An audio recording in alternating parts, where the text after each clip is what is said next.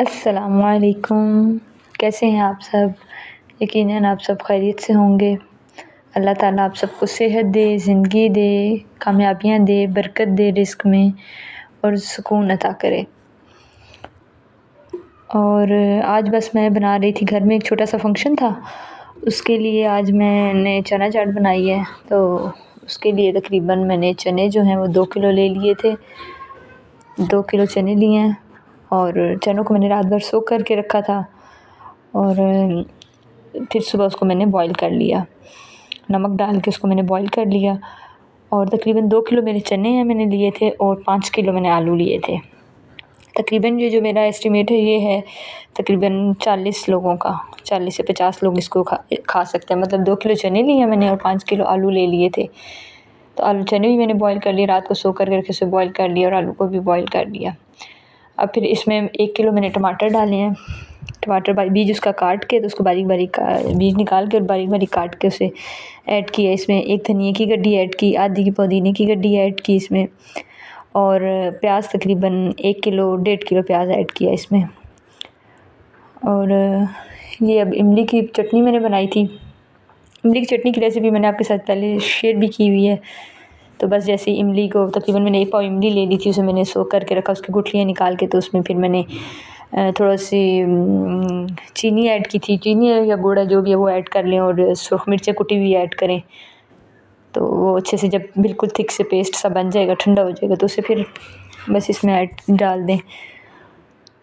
और सब्ज़ मिर्चें थी बारीक काटी हुई थी, तकरीबन उनमें 10 से 12 सब्ज़ मिर्चें काटी थी, तो उसको ऐड कर दिया। अब मैं इसमें नमक ऐड कर रही हूँ और चाट मसाला ऐड किया है। इसमें नमक मिर्च मैं कम ही रखूँगी क्योंकि सब्ज़ मिर्ची भी ऐड की हैं, वो भी बहुत कड़वी हैं और सब ने खाना होता है, तो बच्चे भी खा होते हैं, तो फिर इतना मिर्च मसाला जो है ना, सब अक्सर मिर्च मसाला नहीं खाते। अब मैं जब सर्व करूँगी तब मैं साथ चाट मसाला भी रखूँगी और नींबू भी रख दूँगी, ताकि जिसको ज़रा ज़्यादा खट्टा पसंद है तो वो फिर वो उसमें ऐड कर लें। और इसका जो मेन इंग्रेडिएंट है ना, जिससे सबसे अच्छा फ्लेवर, बेस्ट फ्लेवर आता है मज़े का, तो वो इसमें भुना हुआ ज़ीरा है। तो इसमें बस मैंने ज़ीरा जो भून के तकरीबन इसमें एक छोटे से प्याली कह लें, या बल्कि 2-3 टेबल स्पून मैंने ले लिए थे, उसको मैंने भूना था, भून के वो भी ऐड कर लिया। उसका ज़बरदस्त सा फ्लेवर आता है इसमें, तो उसको मैंने अब इसमें ऐड कर लिया। अब सब चीज़ों को मैं अच्छे से मिक्स करूँगी और अब इसमें नींबू भी ऐड कर रही हूँ। नींबू का रस आप निकाल लें, बीज अलग कर लें, उसको आप ऐड कर लें। इसमें तकरीबन मैंने 8 नींबू ऐड किए थे क्योंकि ये काफ़ी ज़्यादा क्वांटिटी में बन रहा था, तो इसमें मैंने फिर 8 नींबू ऐड किए ताकि ज़रा खट्टी सी इमली से भी कुछ खटास आएगी, कुछ नींबू से भी इसकी खटास आएगी। तो वो फिर मैंने इसमें नींबू ऐड कर दी। मैं वो उसका रस निकाल दी। मैंने कहा शायद आपको समझ नहीं आया ये क्या है, मैंने फिर वो 7 नींबू, मैंने कहा चले मैं आपको दिखा देती हूँ कि नींबू अब मैं इसमें ऐड कर रही हूँ। और रशियन सैलेड भी बनाया था, फंक्शन था छोटा सा, तो उसके लिए रशियन सैलेड भी था, उसकी भी मैं रेसिपी आपके साथ ज़रूर शेयर करूँगी। तो बस काफ़ी ज़्यादा मसरूफ़ियत की वजह से मैं ना आपके साथ उसकी भी नहीं शेयर कर पा रही। तो जैसे मुझे टाइम मिलेगा तो इंशाल्लाह मैं उसकी भी रेसिपी आपके साथ ज़रूर शेयर करूँगी। तो ये अब नींबू इसमें तक ऐड कर रही हूँ। नींबू अगर ऐड करके इसको अच्छे से मिक्स करेंगे। और वैसे तो इसमें ना सब्ज़ चटनी भी ऐड की जाती है, अगर आपके पास सब्ज़ चटनी है तो वो भी ऐड कर लें। बस वो मुझे इतना मेरे पास टाइम नहीं था कि मैं सब्ज़ चटनी भी इसमें ऐड करती। मतलब ग्रीन चटनी, अब धनिया पुदीना सब्ज़ मिर्चें डाल के ना, और 2-3 चम्मच दही ऐड करके तो ग्राइंडर में ग्राइंड कर लें, तो जल्दी से हो जाती है। बस मेरे पास मुझे इतना टाइम भी, मसरूफ़ियत ज़्यादा थी तो मैं नहीं कर सकी। वो भी ऐड करें तो उससे भी बड़ा मज़े का टेस्ट आता है।